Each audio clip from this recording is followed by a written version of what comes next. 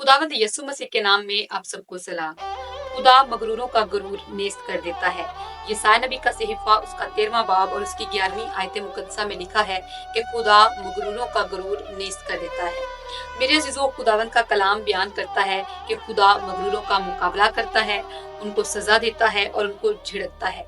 बाज़ों का जब खुदा अपने लोगों को ब्लेस कर देता है, उन्हें सरफराजी बख्शता है, उन्हें साहिब इख्तियार बना देता है, तो लोगों में गुरूर आ जाता है।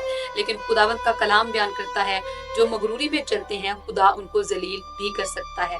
खुदा ने जब नबूकदनेस्सर बादशाह को सरफराज किया, उसे इकबालमंद किया, उसकी सल्तनत की हदों को बढ़ा दिया, और जब उसमें गुरूर आया तो उसने कहा, ये सब कुछ मैंने अपनी तवानाई और अपनी कुदरत से किया है और ये सब कुछ मेरे जाहो जलाल का नमूना है। लेकिन जब उसके मुंह से गुरूर से भरे हुए ये अल्फाज सादिर हुए तो खुदा ने उससे कहा, सल्तनत तुझसे जाती रही, अब तू 7 साल तक हैवानों की तरह जिंदगी गुजारेगा, हैवानों के साथ रहेगा और बैल की तरह घास खाएगा।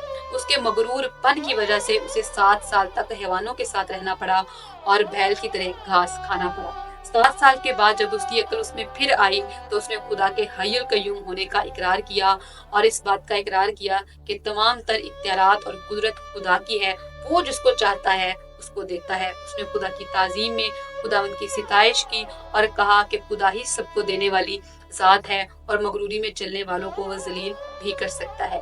इसलिए अगर खुदा ने आपको ब्लेस किया है उसका शुक्र करें, वो आपकी हदों को और बढ़ाएगा। लेकिन अगर खुदावंद ने आपको ब्लेस किया है और आप में गुरूर आ जाए तो याद रखिए, खुदावंद का कलाम बयान करता है कि वो मगरूरों का गुरूर नेस्त कर देता है और मगरूरी में चलने वालों को जलील कर सकता है।